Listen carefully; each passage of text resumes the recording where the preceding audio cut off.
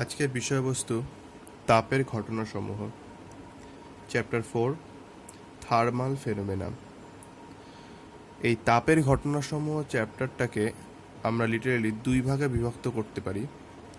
প্রথম পার্টটা হচ্ছে তাপীয় প্রসারণ এবং পরের পার্টটি হচ্ছে তাপীয় পরিবহন।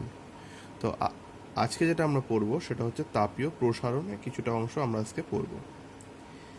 তো তাপীয় প্রসারণের কয়েকটা বাস্তব উদাহরণ আমরা ছোট ক্লাসেও পড়ে থাকি বা আগের ক্লাসগুলোতেও পড়েছি, যে এই ধরনের তোমরা পেয়েছো যে রেল লাইনে জোড়ার মাঝে ফাঁকা রাখা হয় কেন।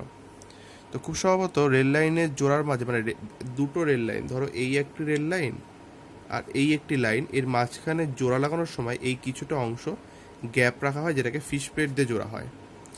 এই পোর্শনটাকে ফাঁকা রাখার কারণ হচ্ছে যে সূর্যের তাপে এবং রেলের চাকার ঘর্ষণে এই যে ধাতব পাতটা এইটা আয়তনে প্রসারিত হয়। এবার আয়তনে প্রসারিত হলে সেটি যদি আয়তনে প্রসারণের জায়গা না পায়, তাহলে এখানে একটা মানে যদি এরকম থাকতো, দুটো একে অপরের গায়ে লাগানো থাকতো, তাহলে এক্ষেত্রে কী হতো, ভীষণ চাপ তৈরি হতো এই অংশে এবং সেখান থেকে লাইনটা বেঁকে যেতে পারতো। তো এই কারণে যাতে এইভাবে ঘটনাটা না ঘটে, মানে লাইনটা যাতে বেঁকে না গিয়ে কোনো দুর্ঘটনা যাতে না ঘটে, এই জন্য রেল লাইন জোড়ার মাঝে ফাঁকা রাখা হয়, যাতে সেই রেল লাইনের পাতটি যদি কোনো কারণে তাপ বৃদ্ধির কারণে আকারে বড় হয়ে যায়, তাহলে সেটি যেন বৃদ্ধির জায়গা পায়। তো এগুলো আমরা পড়েছি বাস্তব উদাহরণ। তাপ পেলে যে প্রসারণ হয় তার কিছু এগুলো যে বাস্তব উদাহরণ। আরও পেয়েছি, যেমন ধরো এই একটি রিং রয়েছে, এই রিংটার মধ্যে এই বলটি, ধরো এই বলটি প্রথম অবস্থায় এটি এই রিংটিকে মানে ধরো এই যে রিংটা আছে, এই রিংটার মধ্যে একটা ঝোলানো বল রয়েছে, এই যে বলটা, এটা হচ্ছে বলটা। এই বলটা রিংটার মধ্যে প্রথমে প্রবেশ করে যাচ্ছিল, সহজে এই রিংটা ভেতরে প্রবেশ করে যাচ্ছিল। তো প্রথম ক্ষেত্রে প্রবেশ করে যাচ্ছিল, কিন্তু এরপরে এই বলটিকে তাপ প্রয়োগ করা হলো এবং তাপ প্রয়োগ করার পরে যখন এই রিংটির মধ্য দিয়ে এই বলটিকে প্রবেশ করানোর চেষ্টা করা হলো, তখন দেখা যাচ্ছে এই বলটি এই রিংটার গায়ে এসে আটকে যাচ্ছে, সেটি আর প্রবেশ করতে পারছে না। আগে পারছিল, কিন্তু বর্তমানে পারছে না। কেন? কারণ বলটিকে যখন তাপ দেওয়া হয়েছে তখন বলটির আয়তনে প্রসারিত হয়েছে, যার জন্য আগেরবার রিংয়ে প্রবেশ করলেও এখন সেটি আর রিংয়ে প্রবেশ করতে সক্ষম হচ্ছে না। তো এই ধরনের কয়েকটা উদাহরণ তোমাদের বইতে প্রথমেই পাবে, সেগুলো পড়বে। প্রথমে যে কোয়েশ্চেনটা পাবে যে তাপীয় প্রসারণ কি, যে তাপীয় প্রসারণ হলো উষ্ণতা প্রয়োগ করলে সাধারণত পদার্থ আয়তনে প্রসারিত হয়, সেটা তরলের ক্ষেত্রে হয়, গ্যাসের ক্ষেত্রে হয় এবং অ্যাজ ওয়েল অ্যাজ কঠিনের ক্ষেত্রেও হয়। তো এই যে তাপের প্রসারণ হয়, মানে তাপের ফলে যে পদার্থের যে প্রসারণ হয়, একেই বলা হয় তাপীয় প্রসারণ। তো এর বেশ কয়েকটা উদাহরণ, 4-5টা উদাহরণ বা বাস্তবিক প্রয়োগ বা বাস্তবিক ক্ষেত্রে যেগুলো আমরা দেখতে পাই, সেগুলো এখান থেকে পড়ে নেবে। যেখান থেকে আমাদের মূলত বিষয়বস্তু শুরু হবে সেটা হচ্ছে দ্বিধাতব পাত। তাহলে টপিকটা হচ্ছে দ্বিধাতব পাত। তো দ্বিধাতব পাত কি? ধরো এই একটা তামার একটা পাত রয়েছে, তামা বা যে কোনো একটা, ধরো এটা তামাই, এই তামার সাথে এই আর একটা লোহার পাতকে একসাথে জুড়ে দেওয়া হলো। নিচেরটা হচ্ছে লোহা আর উপরেটা হচ্ছে তামা। জুড়ে সেটাকে একটা হ্যান্ডেলের মাধ্যমে এটাকে সংযুক্ত করা হলো। এখানে দুটো ধাতু রয়েছে আলাদা আলাদা, তামা লোহা হতে পারে, অন্য যে কোনো দুটো ধাতু হতে পারে। এই যে দ্বিধাতব পাত মানে দুটি ধাতুর পাত, দুটি ভিন্ন ভিন্ন ধাতুর পাতকে রিভেট মানে জোড়া লাগিয়ে এখানে একটি মানে সিঙ্গেল পাত বানানো হয়, এটাকে বলা হয় দ্বিধাতব পাত। এই দ্বিধাতব পাতকে বাইরে থেকে তাপ প্রয়োগ করা হলো। তাপ প্রয়োগ করলে দেখা যাবে এই তামা এবং লোহা উভয়ই আয়তনে প্রসারিত হবে। ঠিক আছে, উভয়ই কিন্তু আয়তনে প্রসারিত হবে, কিন্তু দেখা যাবে তামা এবং লোহার দুটোরই প্রসারণের পরিমাণ কিন্তু আলাদা আলাদা। সে যাই হোক, আমরা পরে জানবো কোনটি বেশি বা কোনটি কম প্রসারিত হয়, কিন্তু প্রসারণের মাপ কিন্তু আলাদা। তো দেখা যাবে এই পাতটা তাপ দেওয়ার পরে, সাপোজ ধরো একটা বেশি বাঁকবে, মানে একটি বেশি প্রসারিত হবে আর একটি কম প্রসারিত হবে। ফলে যেটি বেশি প্রসারিত হবে সেটা বেঁকে গিয়ে বাইরের দিকে চলে যাবে, মানে এইটা ধরো বেশি প্রসারিত হয়েছে ওপরেরটা, যার জন্য এটা বড় হয়ে গেছে, আর এটা কম প্রসারিত হওয়ার জন্য এটা ভেতরে চলে এসছে, অর্থাৎ পাতটি পুরো পাতের সিস্টেমটি ধরে বেঁকে গেল। তাহলে তাপ প্রয়োগ করলে এটি এইভাবে বেঁকে গেল। এবং আবার দেখা যাচ্ছে এর থেকে যদি তাপ নিষ্কাশন করে নেওয়া হয়, মানে তাপ বের করে নেওয়া হয়, তাপ বের করে নিলে দেখা যাবে একইভাবে একটি কম, মানে তাপ দিলে যদি প্রসারিত হয় তাহলে তাপ বের করে নিলে সংকুচিত হবে। এক্ষেত্রেও দেখা যাবে একটি বেশি সংকুচিত হবে, একটি কম সংকুচিত হবে। সেক্ষেত্রেও পাতটি এক নির্দিষ্ট দিকে বা উল্টো দিকে বলতে পারো, এই উল্টো দিকে ধরো বেঁকে যাবে, কারণ একটি বেশি প্রসারিত হয়, একটি কম প্রসারিত হয়, সরি একটি কম সংকুচিত, একটি বেশি সংকুচিত হয়। যেটি কম সংকুচিত সেটা বাইরের দিকে চলে আসলো, যেটি বেশি সংকুচিত সেটা ভেতরের দিকে রইল। তো এইভাবে দ্বিধাতব পাত উষ্ণতা পেলে, মানে উত্তপ্ত করলে বা ঠান্ডা করলে এই দ্বিধাতব পাতের কিন্তু কি হয় না, তার সেটি বেঁকে যায়। এই দ্বিধাতব পাত এই বেঁকে যাওয়ার যে ঘটনা, এটাকে বিভিন্ন যন্ত্রে ইউজ করা হয়। তো থার্মোস্ট্যাট নামক এক প্রকার যন্ত্রে ব্যবহার করা হয়। যন্ত্রটা বিভিন্ন প্রয়োগ রয়েছে। কীরকম প্রয়োগ রয়েছে, ধরো রেফ্রিজারেটরে প্রয়োগ করা হয়। রেফ্রিজারেটরে যে কুলিং মেশিনটি চলে, এই কুলিং মেশিনটি কিন্তু সবসময় চলতে থাকে না। একটা নির্দিষ্ট মাত্রা পর্যন্ত ঠান্ডা হয়ে গেলে, ফ্রিজের অভ্যন্তরীণ অংশ নির্দিষ্ট মাত্রা পর্যন্ত ঠান্ডা হয়ে গেলে অটোমেটিক কিন্তু ফ্রিজের মেশিনটি বন্ধ হয়ে যায়। ঠিক আছে? তো এইভাবে ফ্রিজটি কীভাবে বোঝে যে এই যথেষ্ট ঠান্ডা ফ্রিজের ভেতরে হয়ে গেছে, তো এটা কিন্তু দ্বিধাতব পাতের ক্ষেত্রে হয়। দেখা যায় ঠান্ডা হতে হতে একসময় পাতটা বেঁকে গিয়ে সে কিন্তু সার্কিটের সাথে টাচ করিয়ে দেয়।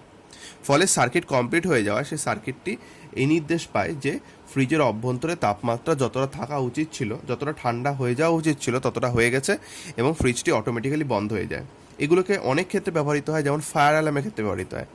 ফায়ার অ্যালার্মে যদি আগুন লাগে তাহলে এরকম একটি পাত থাকে, এই পাতটা গায়ে যখনই আগুনের তাপটা লাগে তখনই পাতটি কিন্তু বেঁকে গিয়ে কোনো একটি সার্কিটকে স্পর্শ করলে সেটি কিন্তু অ্যালার্ম বাজিয়ে দেয় এবং সবাইকে সচেতন করে যে এখানে আগুন লেগেছে। এটি কিন্তু স্বয়ংক্রিয়ভাবেই হয়। এটি কিন্তু অবশ্যই এই দ্বিধাতব পাতের মাধ্যমে করা হয়।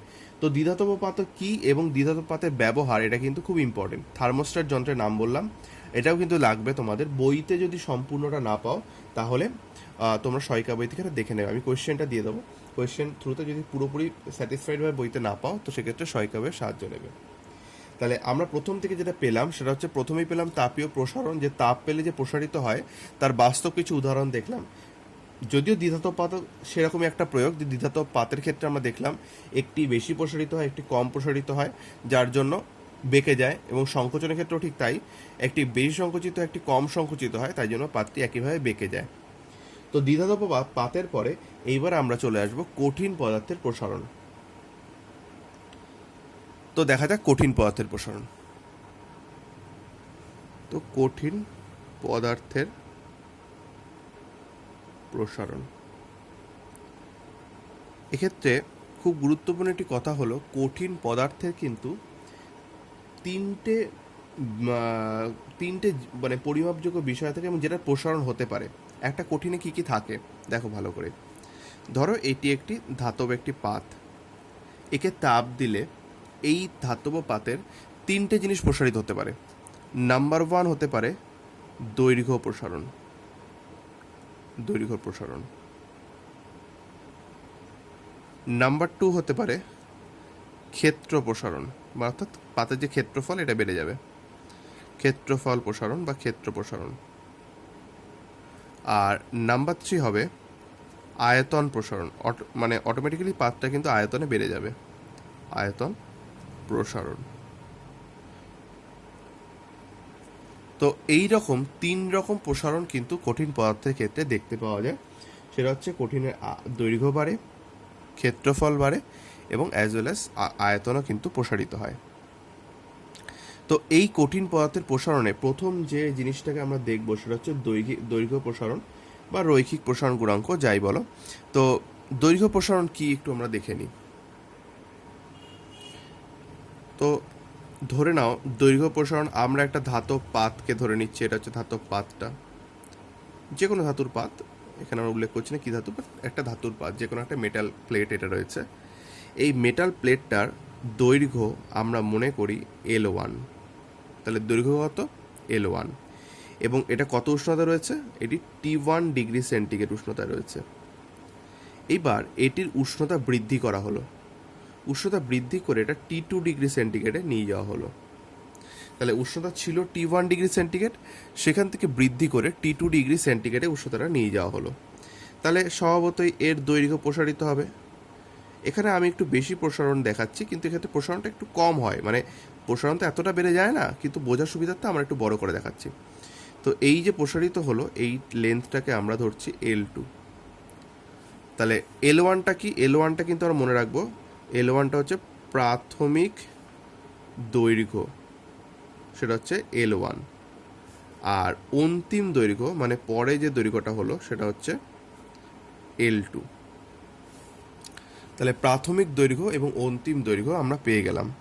এবং উষ্ণতা কতটা হয়েছে? T1 ডিগ্রি সেন্টিগ্রেড থেকে T2 ডিগ্রি সেন্টিগ্রেড উষ্ণতা বাড়ানো হয়েছে, তার জন্য এটি প্রসারিত হয়েছে। তাহলে যদি আমরা উষ্ণতার কতটা বৃদ্ধি করা হলো, যদি উষ্ণতার বৃদ্ধিটা বলতে চাই, তাহলে বৃদ্ধিটা হচ্ছে, উষ্ণতা বৃদ্ধিটা হচ্ছে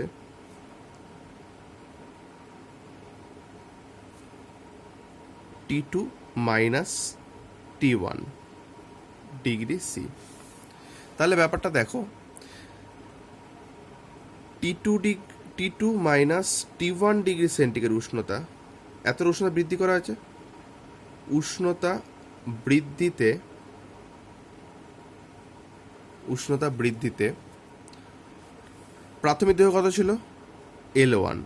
L1 দৈর্ঘ্যে প্রসারণ হয়। দেখো প্রসারণ কতটা হয়, বুঝতেই পারছো যে অন্তিম দৈর্ঘ্যটা হচ্ছে L2, মানে এইটা হচ্ছে অন্তিম দৈর্ঘ্য, মানে বেড়ে যাওয়ার পরে দৈর্ঘ্য, আর প্রাথমিক দৈর্ঘ্য হচ্ছে L1। অর্থাৎ এই টোটাল L2 থেকে এই L1টা বাদ দিলে কতটা এই যে দৈর্ঘ্য প্রসারিত হয়েছে, এই মানে ডটের লাইনে যেটা দেখিয়েছি, এই দৈর্ঘ্য প্রসারণটা আমরা পেয়ে যাব। অর্থাৎ প্রসারণটা হয় L2 মাইনাস L1। ঠিক আছে? তাহলে যদি উষ্ণতা বৃদ্ধিটা এটা না হয়ে 1 ডিগ্রি সেন্টিগ্রেড উষ্ণতা বৃদ্ধি হতো, তাহলে L1 দৈর্ঘ্যে প্রসারণ হতো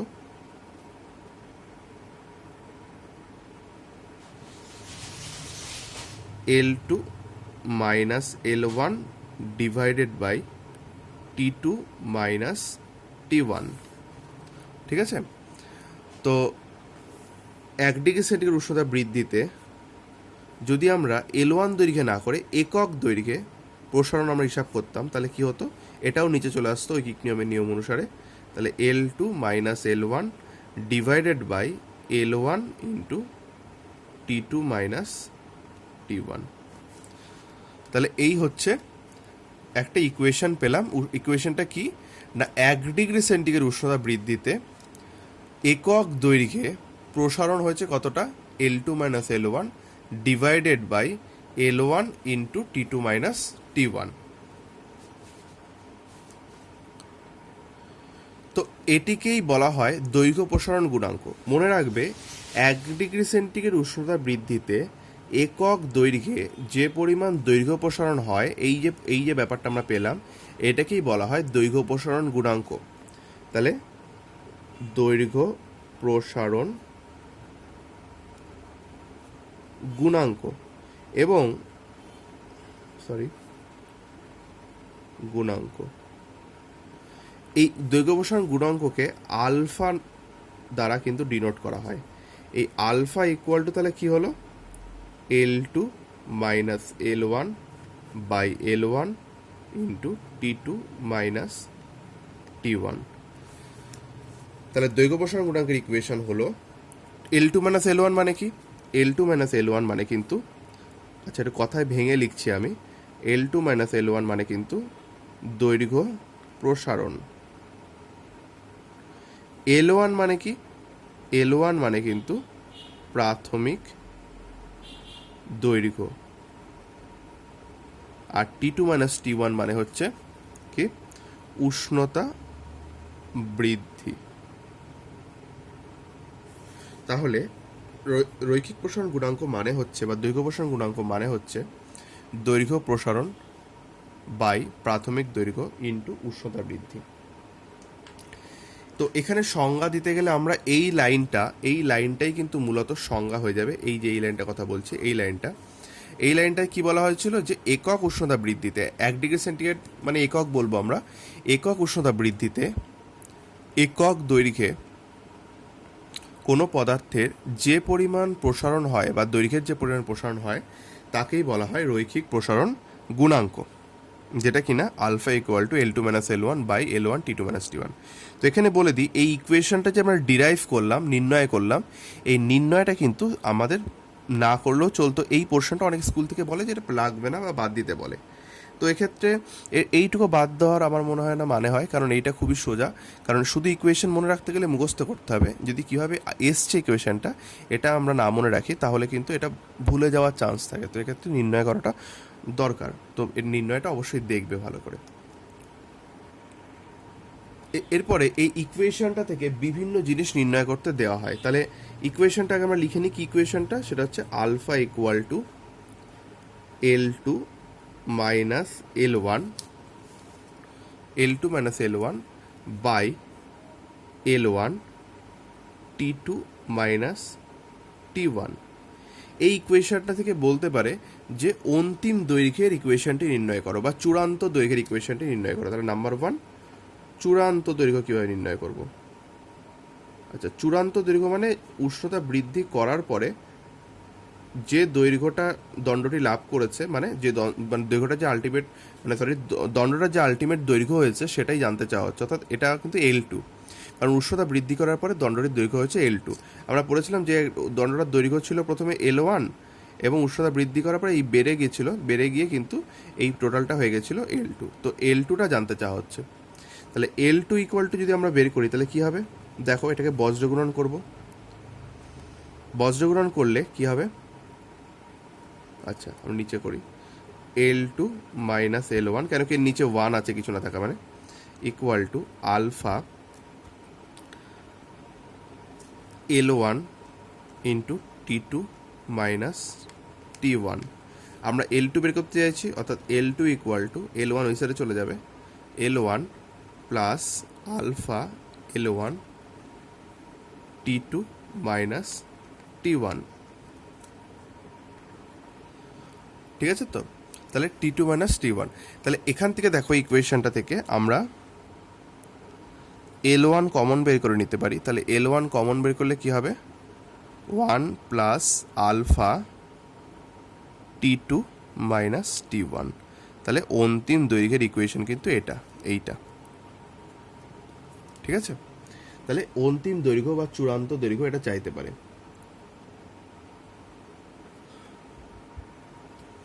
অনেক সময় চাওয়া হয় দৈর্ঘ্য প্রসারণ মানে কতটা দৈর্ঘ্য প্রসারিত হয়েছে সেটা বের করতে।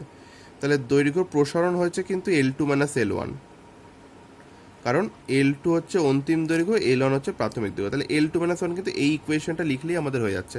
অর্থাৎ দৈর্ঘ্য প্রসারণ মানে হচ্ছে L2 মাইনাস L1, সেটা মানে কি? সমান সমান alpha L1 T2 minus T1।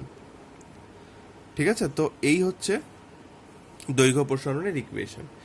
তো দৈর্ঘ্য প্রসারণ, চূড়ান্ত দৈর্ঘ্যের ইকুয়েশন নির্ণয় করতে দেওয়া হয় এই রৈখিক প্রসারণ গুণাঙ্ক থেকে। সেটা দেখে নেবে, ছোটো ছোটো অঙ্ক এখান থেকে কয়েকটা করতে হবে, তো সেগুলো পরে আসবো। তার আগে যেটা বলবো সেটা হচ্ছে এই রৈখিক প্রসারণ গুণাঙ্কের একক নিয়ে আমাদের একটুখানি জানতে হবে। দেখো, একক,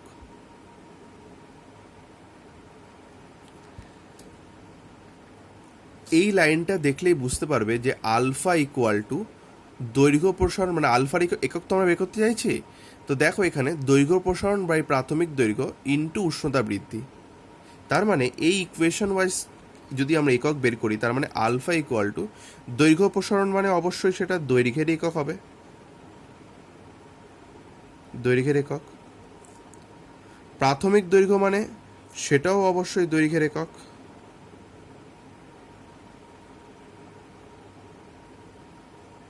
ঠিক আছে না? আর উষ্ণতা বৃদ্ধি মানে উষ্ণতার একক।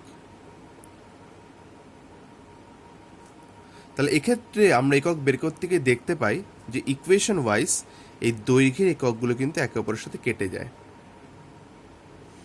তাহলে দৈর্ঘ্য এককগুলি কেটে গিয়ে কিন্তু উষ্ণতার একক পড়ে থাকে এবং দেখা যায় এই আলফার একক হয় বেসিক্যালি এই উষ্ণতার এককের ইনভার্স ফর্ম 1/, উষ্ণতার একক। বুঝতে পারছো? তাহলে এই আলফার একক সাধারণত তাই জন্য হয়, আলফার একক হয় সবসময় নয় ডিগ্রি সেন্টিগ্রেড ইনভার্স, অথবা হতে পারে ডিগ্রি ফারেনহাইট ইনভার্স, অথবা হতে পারে কেলভিন ইনভার্স। কেলভিন যেহেতু ডিগ্রি হয় না তাই আমরা দিচ্ছি না। তাহলে তিনটেই হতে পারে, degree centigrade inverse, degree Fahrenheit inverse, অথবা কেলভিন ইনভার্স। তো এই ছিল দৈর্ঘ্য প্রসারণ গুণাঙ্কের একক এবং তার ইকুয়েশন। তো এর সাথে সাথে তোমাদের কয়েকটা কোয়েশ্চেন করতে পারে, যেমন ধরো একটা যে কোনো দৈর্ঘ্য প্রসারণ গুণাঙ্ক উল্লেখ করে দিতে পারে। তোমাকে বলতে পারে যে ধরো সাপোজ ধরো তামার দৈর্ঘ্য প্রসারণ গুণাঙ্ক, তামার দৈর্ঘ্য প্রসারণ গুণাঙ্ক তোমাকে বলে দিতে পারে যে 17 ইন্টু 10⁻⁻6, এগুলো একটু এদিক ওদিক মান হয় অনেক সময়।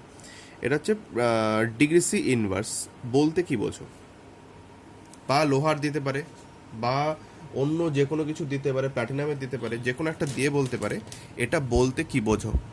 তো সেক্ষেত্রে বলতে হবে যে এটা বলতে বোঝায় যে 1 মিটার বা 1 সেন্টিমিটার, 1 মিটার হতে পারে বা 1 সেন্টিমিটার হতে পারে, 1 মিটার বা 1 সেন্টিমিটার দৈর্ঘ্যের একটি তামার দণ্ডের উষ্ণতা যদি 1 ডিগ্রি সেন্টিগ্রেড বৃদ্ধি করা হয় তাহলে তার দৈর্ঘ্য এত সেন্টিমিটার অথবা এত মিটার বাড়বে। মানে তুমি যদি 1 সেন্টিমিটার দৈর্ঘ্যের নাও তাহলে এত সেন্টিমিটার বাড়বে, আর যদি 1 মিটার দৈর্ঘ্যের নাও তাহলে এত মিটার বাড়বে। তো এটাই বোঝায় যে দৈর্ঘ্য প্রসারণ গুণাঙ্ক বলতে কি বোঝায়। তো আমরা এখানে তোমরা টেক্সটটা তো লোহার পেতে পারো, যে লোহার দৈর্ঘ্য প্রসারণ গুণাঙ্ক 12 ইন্টু 10⁻⁻6, 12 ইন্টু 10 লোহার ক্ষেত্রে হচ্ছে 12 ইন্টু 10⁻⁻6। তো 12 ইন্টু 10⁻6 সেটাকে আমরা 0. ধরো 0.000012 এটাও লিখতে পারি, একই ব্যাপার। তো এক্ষেত্রে বোঝাবে যদি লোহার একটি দণ্ডের দৈর্ঘ্য 1 ডিগ্রি সেন্টিগ্রেড বৃদ্ধি করা হয় তাহলে একটি 1 সেন্টিমিটার বা 1 মিটার লোহার দণ্ডের দৈর্ঘ্য প্রসারিত হবে। সেন্টিমিটার হলে এত সেন্টিমিটার, 1 সেন্টিমিটার রড হলে সেটা এত সেন্টিমিটার, অথবা 1 মিটার রড হলে এত মিটার। ঠিক আছে, তো এই হচ্ছে দৈর্ঘ্য প্রসারণ গুণাঙ্ক বলতে বোঝায়। এখান থেকে আরেকটা যে জিনিস দেখে রাখবে সেটা হচ্ছে এই ফারেনহাইট স্কেলের দৈর্ঘ্য প্রসারণ গুণাঙ্ক সাথে সেন্টিগ্রেড স্কেলের দৈর্ঘ্য প্রসারণ গুণাঙ্কের সম্পর্ক হচ্ছে, মানে ফারেনহাইট স্কেলের দৈর্ঘ্য প্রসারণ গুণাঙ্ক বলে আমি আলফা অফ এফ লিখলাম, আর সেন্টিগ্রেড স্কেলের দৈর্ঘ্য প্রসারণ গুণাঙ্ক মানে হচ্ছে আলফা অফ সি। তার সাথে সম্পর্কটা হচ্ছে alpha of F equal to 5/9 alpha of C. ঠিক আছে, alpha of F equal to 5/9 alpha of C. অর্থাৎ আমরা এরকম বলতে পারি যে 9 আলফা এফ